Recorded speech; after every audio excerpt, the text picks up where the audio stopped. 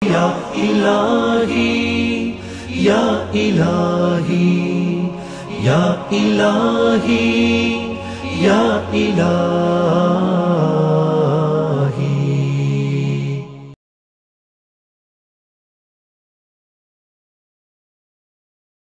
Principles of Islamic jurisprudence. It's used by all schools in Islam. Okay, it's the book on the principles of jurisprudence. The halaqat are 3 books in Arabic, but the first one has been translated in English. Principles of Islamic Jurisprudence. Excellent book. Any book by Kamali, Hashim Kamali, any of his books on jurisprudence are always very good. He's an excellent writer. Anyone like history? Oh, very good. Yeah, history is the best area. Is there any book on reasoning of Islam, like different ahkamat of Islam, and there is a reasoning book which describes those ahkamat? There's an excellent book recently come out by Ayatollah Nasser Makarim Shirazi, 180 questions. And the second volume has come out, so that makes it 360 questions. On, you know, the most commonly asked ahkam, what's the philosophy behind them? Of course, if you want to read in Arabic, Sheikh Saduq's Ilm al-Shara'i is outstanding, but that's, yeah. But, the one which I gave you, Nasr Makarim, 180 questions, it's in 2 volumes. It's the common questions, all of them are answered.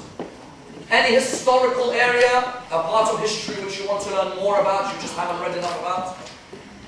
Before we go on to the other questions. Well, as you think of them, come.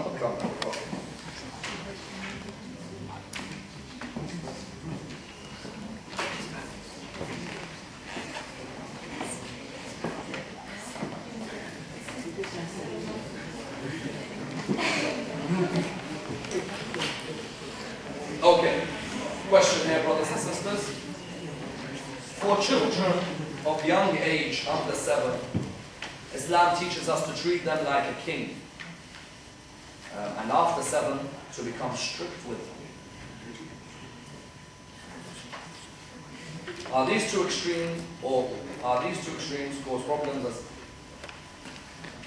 These two extremes cause problems as at a young age the children can become too spoiled and demanding, and when they reach older age, when we no longer listen to their demands, will this be too much change for the child? I wouldn't put it in the way you put them. I would say in the first 7 years, you care for them. And in the second 7 years, you've said be strict with them. No. Discipline doesn't mean being strict. Discipline means that you correct the actions by explaining the wisdom of the action. So you have to have a dialogue in those second 7 years. Because if you were to break them up into 21 years of the upbringing of the child, 21 years, first 7, care for them, let's say. Second 7, discipline. Third 7, friend. Now, in Pennsylvania State University, there was a discussion about the 4 different types of fathers that you have. Yep, 4 different types of fathers. So they said there's 4 different types of fathers. Number 1, disciplinarian. This is a research of American society. Number 1, disciplinarian. That's like, in our communities, it was seen as, have you prayed? No, slap. You know? Have you fasted? No, slap.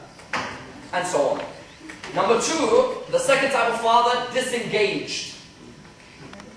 The son comes home at midnight with his eyes red. He says to him, do you have a cold?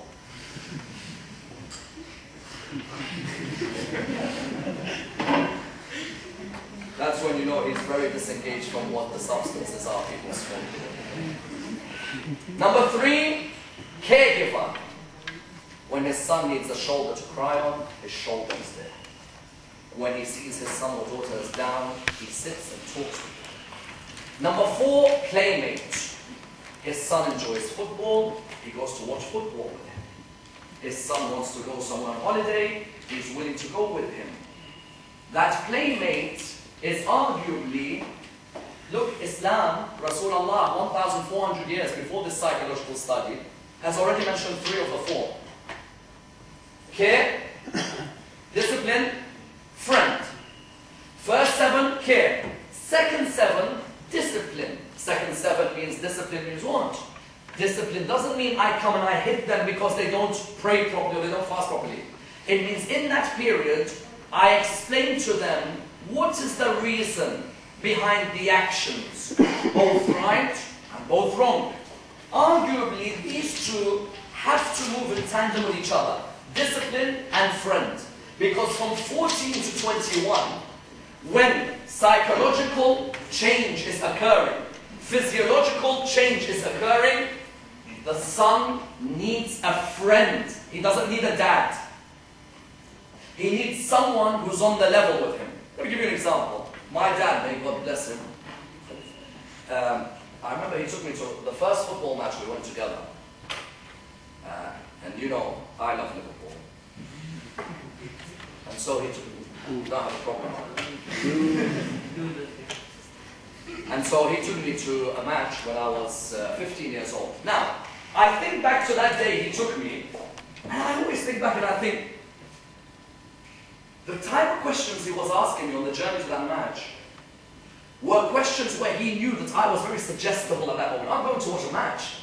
I will express all my feelings, all my concerns, what's happening in my life. It's as if my dad, in that moment when I was 15, became a friend to me, and that's how he cultivated my heart. There are too many dads who are like this. 7, care. 7, discipline. 7, discipline. 7, discipline.